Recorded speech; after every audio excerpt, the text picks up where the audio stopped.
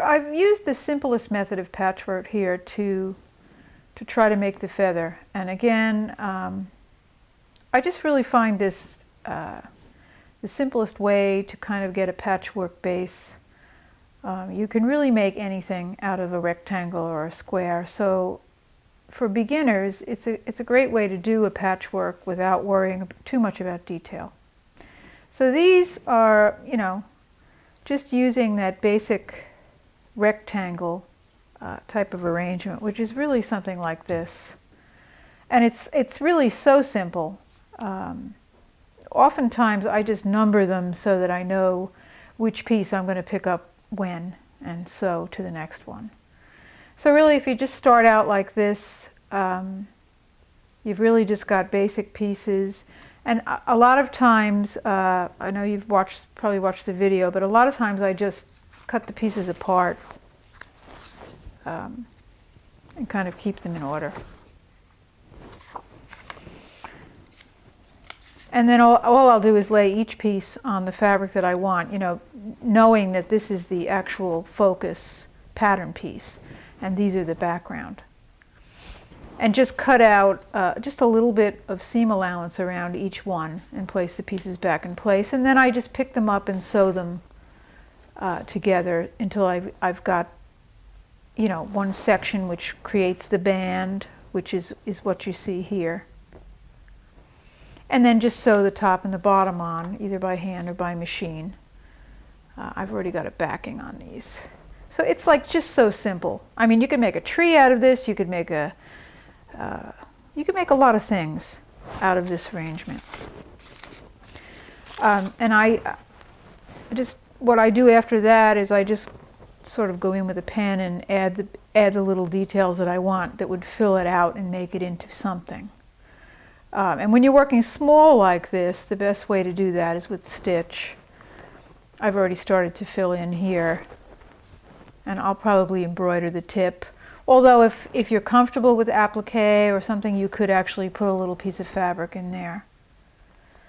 And you can see I'll probably fill this little blue section in here with white just to fill it out. But you're really making a base and then just working with it. I call this design mending, where you get the core of the design and then you just play with it until it looks the way you want. When you're working a little bigger, again, this is just the same sort of rectangle layout. When you're working a little bigger, you can come in and use fabric. This is turned applique, this is turned here and ragged on the edge. I mean, you can play with actually collaging fabric in the spaces to make your design work. There are a lot of ways to decorate. You can go back in and stitch using, I used the wrap stitch here. You could just do lines of back stitch or any stitch that you're familiar with. But a nice touch for the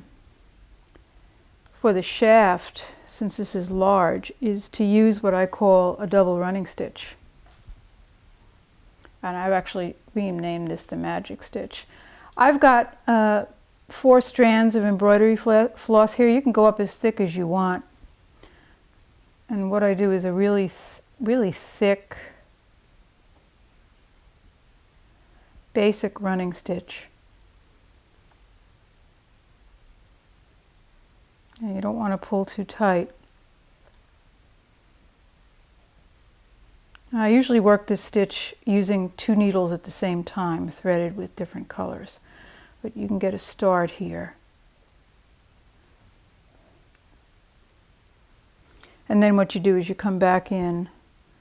Now, a lot of times I use 1 strand less of the black because it seems to show up more, but I mean, you can play around with different effects. And then you just come back and fill in the spaces with a contrasting thread.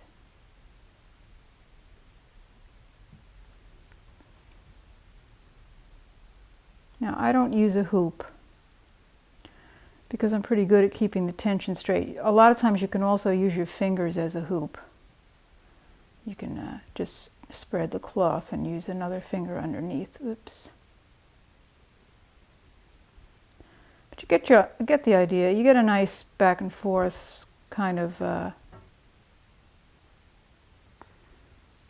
black and white alternating stitch. That's a nice thing to do on here. You can go right up to center. I've actually used it on this one. I've done it right in the ditch of the seam, which is a great seam treatment. Now on this one, this is much more complex. You know, if you're familiar with patchwork, you might be able to look at this and just figure it out. I basically did that same technique that I showed you for the applique.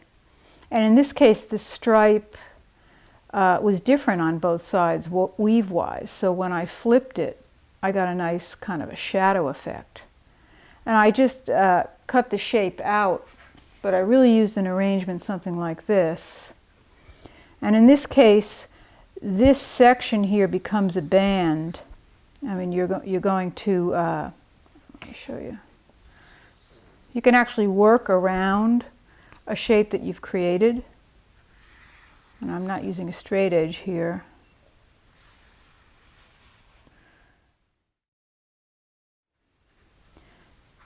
Your center rectangle would be something like this.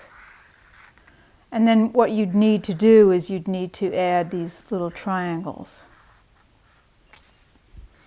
And again, you can see I'm not being that exact here. One of the great things about free piecing is that it kind of shifts and gets a little wonky. So, and that's part of the character. But this one already has a seam in the middle. We can just draw it.